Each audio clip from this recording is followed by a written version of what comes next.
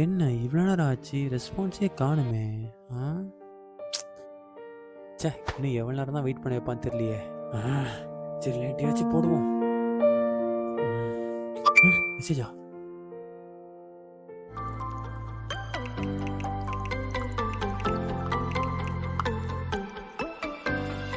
என்னைக்கு யோசிக்க ரெஸ்பான்ஸ் பண்ணியிருக்கா.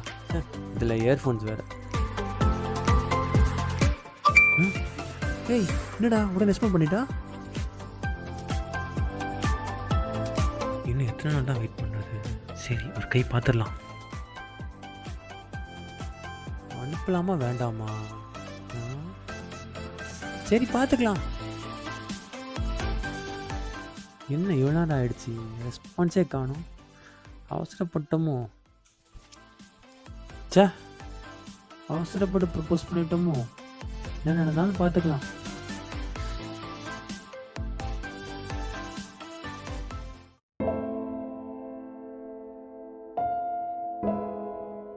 டே அஜய், பால் வாங்கிட்டு வா. இதோ வரமா. சரி, சார்ஜ் போட்டு போவோம். வரத்துக்குள்ள ரெஸ்பான்ஸ் நம்மள போயிட போறா.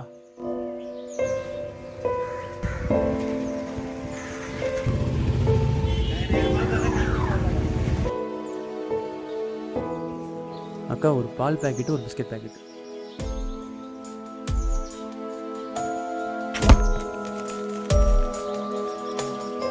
ஏன் இப்போ வரைக்கும் மெசேஜ் பண்ணவே தெரியலையாவா? தெரிஞ்சு வீட்டுக்கு போகிறதுக்குள்ளே பண்ணியிருப்பான்னு நினைக்கிறேன். பார்க்கலாம்.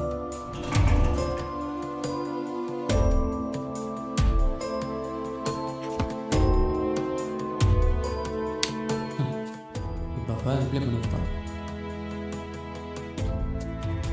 சரி சரி,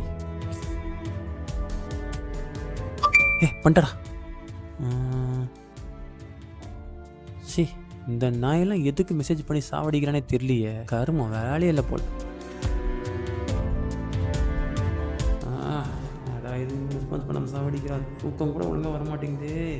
கடவுளே, ஜெசி எப்படியாவது அக்செப்ட் பண்ணிவிடு ஜெசி. கிட்டத்தட்ட இது எத்தனை வருஷமாக நானும் முடிச்சிட்டு இருக்கேன் தெரியுமா?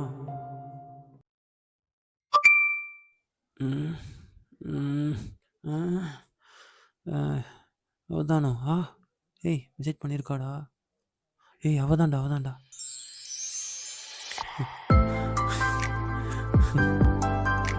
இதுக்கு தானே இவ்வளோ நாள் வெயிட் பண்ணேன். கடவுளே, தேங்க்ஸ்ப்பா.